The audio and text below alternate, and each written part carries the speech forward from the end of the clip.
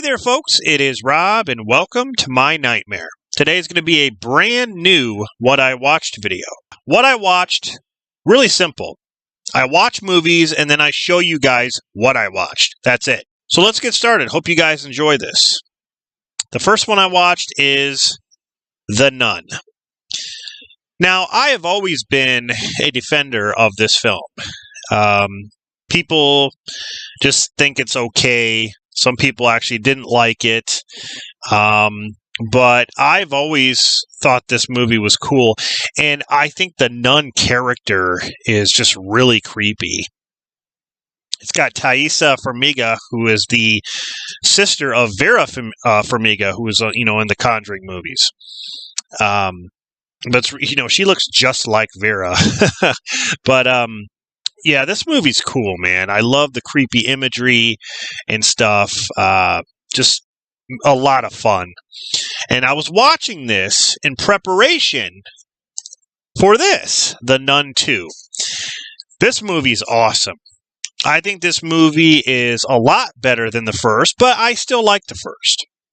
The third act of this movie is crazy. It is intense. It just does not stop. When you think it's over, it's not over. Something else happens. It's just so cool that, like I said, the nun character is just so creepy. I love the magazine scene where the pages are turning and then it forms like a picture of the nun, and it's that scene right there. Really creepy, man. But Thaisa Farmiga returns in this movie. So that was really cool. But yeah, man, these movies are awesome. I love, like I said, I love the nun character. Really, really cool. So watched The Nun and The Nun 2. I decided to veer off into the world of action. And wanted to watch one of my favorite Liam Neeson films of all time, and it is Taken. I don't know who you are or what you want, but what I do know is I have a very special set of skills that make me a nightmare for people like you. If you let my daughter go now, that'll be the end of it. I will not look for you. I will not pursue you. But if you don't, I will come for you. I will find you, and I will kill you. Good luck, bitch. Anyway, this movie is great. It is great, and he is such a badass in this film. He doesn't care. He goes to France, and he basically shoots anybody that gets in his way. He doesn't care. He leaves a mess. Oh, well, someone else will clean that up. He's looking for his daughter. I do the same thing. But yeah, they take his daughter, and he goes to try to find her and stuff. Really, really awesome. Taken 2 and 3. Taken 2 was okay. Taken 3, ugh. But yeah, the first Taken is amazing. Now, here's one that no one really talks about. And speaking of Vera Farmiga, we just talked about her. She's in this film with Paul Walker. This has got to be, I'd say it's in my top 10 favorite Paul Walker films, and it is Running Scared. Basically, Paul Walker, he's searching for this missing gun, and these mob bosses and criminals and stuff are looking for this gun, and he's got to this kid has it, and so he's trying to find this gun and protect this kid so no one gets hurt. And it's an interesting movie, and Paul Walker's so good in it. No one ever really talks about this one. I know there's another movie called Running Scared that has nothing to do with this, but yeah, this is so good, guys. If you have not seen Running Scared with Paul Walker, you are missing out. Definitely check this one out. All right, next up. I have a review of this coming up very soon, and I just love this movie, and it is Unhinged with Russell Crowe. You don't want to piss this guy off. When he's on the road, he's having a bad day. Don't honk at him when he's at a stoplight. If he doesn't go, just don't do anything. Okay, just let him cool off. All right, let him just cool down, and everything will be fine. You don't have to lay on your horn and then piss him off. That's what happened here. But yeah, basically about a guy who he's having a bad day, and there's road rage involved, and he goes after this woman and her son. And that's basically the movie. It's like a cat and mouse game, really. But very, very good. Very good movie. Next up is one of my favorite revenge flicks, and it's directed by one of my favorite directors, and that's James Wan. And it is Death Sentence. Yes, this includes a theatrical and unrated. Both versions have a different kind of ending, but I don't know. It's so well done, guys. Kevin Bacon is so good in this. John Goodman's great in this too. Just a great cast. Kelly Preston, rest in peace. But a guy, who ends up getting revenge on these criminals for killing his son.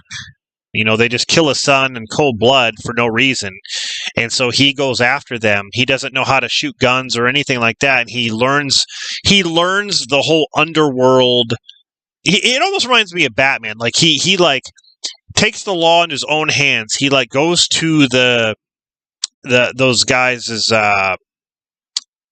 their apartment complex, and he kind of stakes it out and tries to figure out what they're doing, where they live, and stuff like that.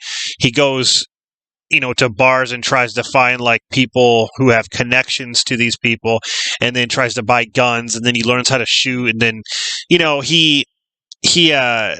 I don't know. It's got that really good chase scene where he's running from these criminals, and it's like a one-shot scene. When he's in the parking garage, he keeps going higher and higher and higher, and they start chasing him. It's really intense. So, next up, I watched a movie that gets a lot of hate, and I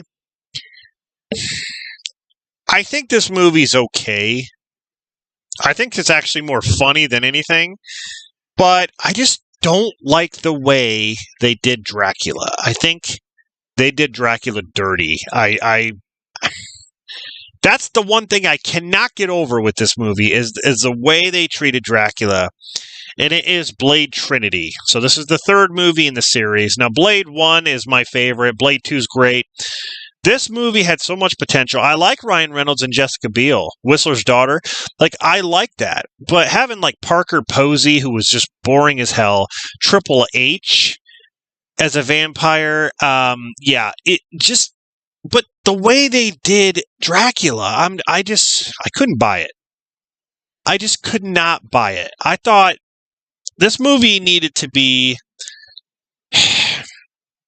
a lot more scary than it was comedy. Like the first movie. The first movie was it was great. It had it was kind of creepy, but it was also action-packed and brutal. This movie is it's more, there's more comedy, and Ryan Reynolds is there to provide that. Wesley Snipes did all right, but the movie, it just falls flat on a lot of places, and it sucks. It just sucks that it has to be that way, because it could have been an epic fight between Blade and Dracula. Epic. It could have been an epic movie, but yeah, it fell flat. The last one I watched is one of my favorite Stallone films. And speaking of Wesley Snipes, I watched it back to back. And here we have Demolition Man. Everyone knows this movie. He doesn't know how to use the seashells. Yes, this movie is great. It's just all around great. A lot of action. Love the characters, Simon Phoenix, and yes, it's crazy. A lot of great stars in this. Sandra Bullock. You got Rob Schneider. A lot of people don't even realize that Rob Schneider's in this movie. But yeah, that's why it was really good to see these two in Expendables 3, even though I thought they wasted Wesley Snipes in Expendables 3. But it was really good to see them in that movie together when they were in this movie. against each other, I guess. So it says right here, the most entertaining futuristic action film since the original Terminator. Yeah, the Terminator is a much better film, but this film is just fun. So I hope you enjoyed this video. Stay tuned for more what I watched. Let me know in the comments what you think of some of these titles that I mentioned. And yeah, this is Rob signing off, and I'll see you guys in the next one.